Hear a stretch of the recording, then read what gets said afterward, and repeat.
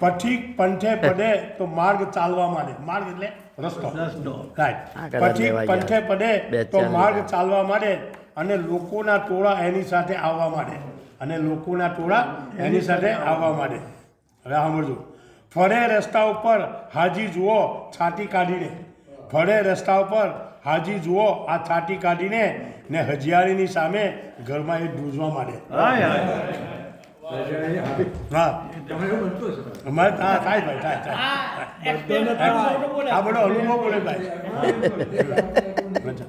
ફરે રસ્તા ઉપર હાજી જુઓ આ છાતી કાઢીને ને હજિયાળી સામે ઘરમાં એ ધ્રુજવા માંડે. નકલ કરતા માનવનો એ વાનર બની જશે. વાનર એટલે કે વાનરો. નકલ કરતા માનવમાંથી એ વાનરો બની જશે. અને હવે કહો કે પોતાની રીતે ચાલવા માંડે. હવે એને કહો કે પોતાની રીતે ચાલવા માંડે. બહુ નકલો નહીં કરાવવાની. જુવાનીમાં તો એણે આભરૂના કાંકરા કર્યા.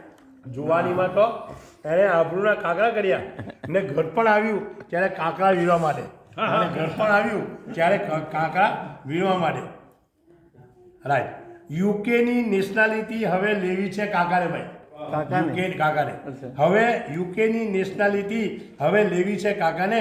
કહો કે ચોટલી બાંધીને ઇંગ્લિશ શીખવા માંડે. ઇંગ્લિશ આવડતું છે તો નેશનાલિટી. અચ્છા. યુકેની નેશનાલિટી હવે લેવી છે કાકાને.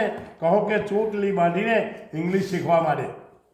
તમે સમજી જજો જોઈને આ નવી સાડી. તમે સમજી જજો કે જોઈએ એને નવી સાડી. તમે સમજી જજો જોઈએ એને નવી સાડી. ન જેવી વાતમાં પત્ની જો આંસુ સાળવા માંડે.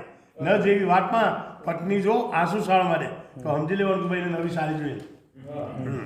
હવે સમજો. અનુભવ. સુરીને શ્રીમતી બોલ્યા માથાનો દુખાવો છે. સુરીને શ્રીમતી એટલે કે આપણે વાઈફ. સુરીને શ્રીમતી બોલ્યા કે માથાનો દુખાવો છે. હજલ જે સાંભળીને આખી મહેફિલ દોડવા માંડે. હજલ જે સાંભળીને આખી મહેફિલ દોડવા માંડે. અને આખીમાં છે હવે આ ખાસ સાંભળજો. યુવાનોને વડીલોની નથી પરવા પથિક કંઈ પણ. યુવાનોને વડીલોની નથી પરવા પથિક કંઈ પણ શિખામણ આપીએ તો ઉઠીને ચાલવા માંડે. શિખામણ આપે તો ઉઠીને ચાલવા માંડે. અને પથિક પંથે પડે તો માર્ગ આખો ચાલવા માંડે. ભાઈ થેન્ક યુ વેરી મચ.